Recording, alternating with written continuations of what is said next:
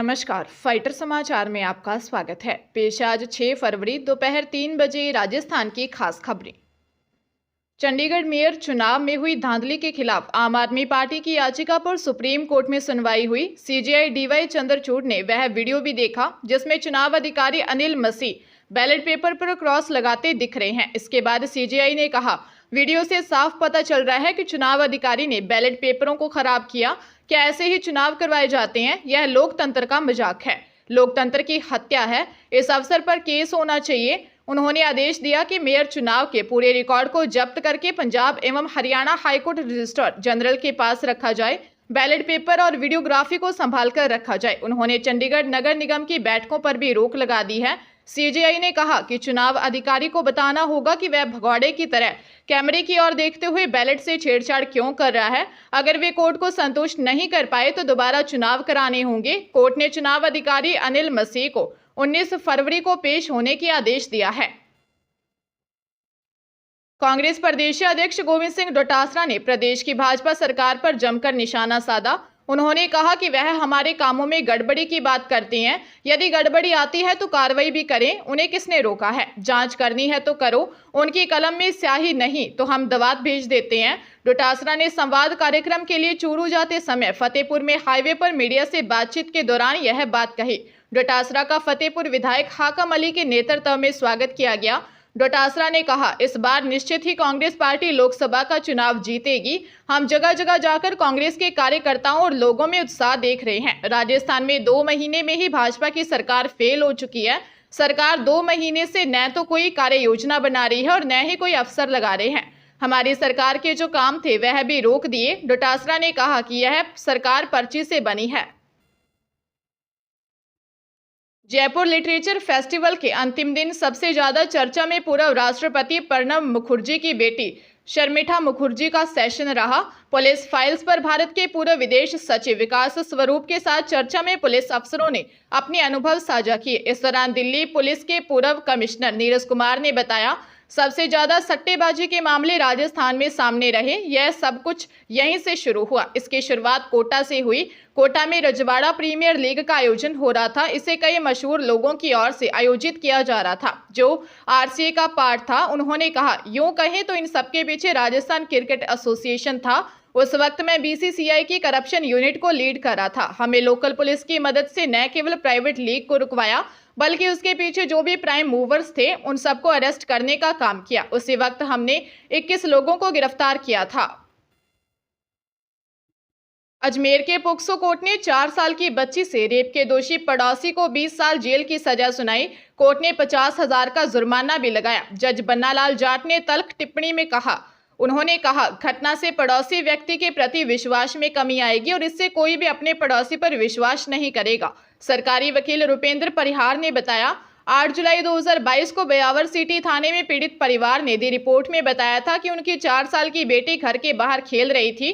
पड़ोस में रहने वाला 45 वर्षीय व्यक्ति उसे फुसलाकर अपने साथ ले गया। कुछ देर बाद बच्ची रोते हुए घर आई और कहा कि अंकल ने मेरे साथ गलत काम किया। पुलिस ने पोक्सो एक्ट में मामला दर्ज कर पड़ोसी को गिरफ्तार कर कोर्ट में चालान पेश किया।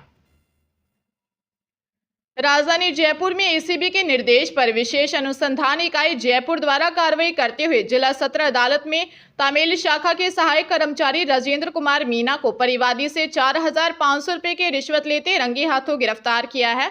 परिवादी ने एसीबी को दी शिकायत में बताया कि न्यायालय द्वारा जारी नोटिस का तामील करवाने की एवज में उपयुक्त आरोपी कर्मचारी द्वारा 10,000 रुपए रिश्वत राशि की मांग कर परेशान किया जा रहा है। शिकायत के सत्यापन के बाद एसीबी ने आरोपी कर्मचारी को परिवादी से 4,500 रुपए की रिश्वत राशि लेते हुए रंगे हाथों गिरफ्तार कर लिया।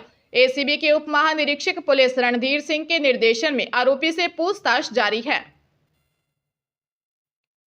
देश के प्रमुख धार्मिक गुरुओं ने संसद में पहुंचकर कार्रवाई को लाइव देखा। इस दौरान डेरा ब्यास के मुखी गुरिंदर सिंह भी पहुंचे। डेरा मुखी ने इस दौरान प्रधानमंत्री से भी मुलाकात की और राज्यसभा के सभापति जगदीप धनखड़ से भी बातचीत की है। प्रधानमंत्री से उनकी ये पहली मुलाकात नहीं है, लेकिन लोकसभा 2024 के चुनावों से जोड़कर भी इसे देखा जा रहा है। डेरा मुखी गुरिंदर सिंह सुबह ही नई दिल्ली में संसद पहुंच गए थे। हालांकि उनके साथ कई अन्य धर्मों के गुरु और प्रचारक भी पहुंचे। प्रधानमंत्री ने उनके साथ खास भेंट की और दोनों के बीच चंद मिनट कुछ वार्तालाप भी हुए। हरियाणा के रोहतक में दिल्ली हिसार रोड पर स्विफ्ट कार और इको गाड़ी की भिड़ंत हो गई। हादसे में इको गाड़ी सवार झज्जर जिले से अपने मायके लौट रही महिला, उसके करीब 2 माह के बेटे व चालक की मौत हो गई। मृतकों की पहचान गांव बल्लभ निवासी करीब 26 वर्षीय देवेंद्र, गांव बलियाना निवासी करीब 24 वर्षीय शालू व करीब 2 माह के हर्ष के रूप में हुई है। पुलिस की जांच के अनुसार इको गाड़ी हिसार की तरफ से आ रही थी और स्विफ्ट गाड़ी दिल्ली की तरफ से आ रही थी। जब ये दोनों वाहन दिल्ली हिसार रोड पर रोहतक के एक ढाबा के पास पहुंचे तो स्विफ्ट कार अचानक किसी कारण से रोड के बीच का डिवाइडर से कूद गई। सामने से आ रही इको गाड़ी से जा टकराई, जिसके कारण यह हादसा हो गया। इको गाड़ी को रोहतक के गांव बल्लभ निवासी देवेंद्र चला रहा था। आईएमटी थाना पुलिस मामले की जांच कर रही है। श्रीगंगानगर के नवगठित अनूपगढ़ जिले के रायसिंह नगर इलाके के गांव 44 PS की रोही में बीएसएफ और पुलिस को 5 किलो हेरोइन बरामद हुई।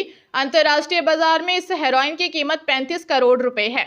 यह हेरोइन जीरो लाइन के 1800 मीटर अंदर भारतीय सीमा में मिली है। हेरोइन 2 पैकेट में मिले। पुलिस, CID और BSF ने यहां सर्च ऑपरेशन चलाया था। अनूपगढ़ जिला मुख्यालय पर SP राजेंद्र कुमार ने पत्रकारों से बातचीत में यह जानकारी दी। SP राजेंद्र कुमार ने बताया कि गांव 44 PS की रोही में 2 पैकेट में 5 किलो हेरोइन बरामद हुई। पुलिस ने BSF के साथ संयुक्त रूप से सर्च ऑपरेशन चलाया, लेकिन कोई तस्कर हाथ नहीं आया। मामले में अभी तथ्यों को जांचा जाएगा। यह हेरोइन ड्रोन के जरिए गिराने की आशंका है। नागौर में 17 साल के स्कूली छात्र की हत्या कर शव गोबर के ढेर में छुपाने वाले आरोपी रसूल मोहम्मद उर्फ बबलू खोसी को घर को प्रशासन ने बुलडोजर से गिरा दिया। आरोपी बबलू खोसी उर्फ रसूल मोहम्मद के घर पर 24 घंटे पहले ही अतिक्रमण का नोटिस चस्पा किया गया था। इसके बाद अंगोर में खसरा नंबर 34 पर बने उसके मकान को बुलडोजर से तोड़ दिया गया। नागौर CO OP गोदारा ने बताया, बबलू उर्फ रसूल मोहम्मद के कृत्य के खिलाफ राज्य सरकार ने कड़ा फैसला लिया है। आरोपी के अतिक्रमण को ध्वस्त किया गया है। इस तरह की कार्रवाई से कड़ा संदेश दिया गया है। ज्ञात रहे कि सेंट पॉल स्कूल की 11वीं क्लास में पढ़ने वाले यशराज नाइक का शव 2 फरवरी को बलदेवराम संत नगर स्थित पानी की टंकी के पास बोरे में मिला था। पुलिस पूछताछ में बबलू उर्फ रसूल मोहम्मद ने हत्या करना कबूला था। उदयपुर शहर के सिटी स्टेशन रोड पर रसद विभाग ने छापा मारते हुए अवैध गैस सिलेंडरों का जखीरा पकड़ाया। मौके पर हॉकर नियम विपरीत रिफिलिंग करते पाए गए। विभाग ने वहां 367 गैस सिलेंडर जब्त किए। रसद विभाग की टीम ने सिटी स्टेशन रोड पर शिवाजी नगर सामुदायिक भवन के पास की गली में इस कार्रवाई को अंजाम दिया। वहां पर घरेलू और व्यावसायिक गैस सिलेंडरों को जमीन पर रख रखा था और कई गाड़ियां भी थी जिनमें सिलेंडरों का परिवहन किया जाता है। DSO राहुल राज जादौन ने बताया कि सूचना मिलने पर टीम के साथ वहां पर एकाएक जाकर छापा मारा। वहां पर कार्रवाई शुरू की और पूरी रिपोर्ट और सिलेंडर को गिनती करते करते शाम हो गई। उन्होंने बताया कि वहां पर कुल 367 अवैध सिलेंडर मिले थे जो अलग अलग कंपनियों के थे। इनमें 31 सिलेंडर ऐसे थे जिसका किसी भी कंपनी ने क्लेम नहीं किया। रसद विभाग की टीम ने मौके पर मिले हॉकर सहित करीब 12 से ज्यादा जनों को नामजद किया है। मामले की अग्रिम कार्रवाई जारी है। जैसलमेर में बड़ा ट्रेन हादसा होते होते टल गया। यहां की ट्रैक पर 2 एक्सप्रेस ट्रेनें आ गई। गनीमत रही कि ट्रेनें आपस में टकराई नहीं। घटना पोखरण से 3 किलोमीटर दूर गोमट स्टेशन के पास की है। दरअसल पोखरण के गोमट गांव के पास डायवर्जन पॉइंट है जहां से एक ट्रेन निकलने के बाद दूसरी ट्रेन को निकाला जाता है। जैसलमेर से आ रही लालगढ़ एक्सप्रेस सिग्नल खराब होने की वजह से पॉइंट से कुछ मीटर आगे निकल गई। इसकी वजह से पोखरण की तरफ से आ रही साबरमती एक्सप्रेस और लालगढ़ एक्सप्रेस दोनों एक ही ट्रैक पर आ गई। ऐसे में 1 घंटे तक दोनों ट्रेनें ट्रैक पर ही खड़ी रही। टेक्निकल कमी को दूर करके लालगढ़ एक्सप्रेस को पीछे लिया गया।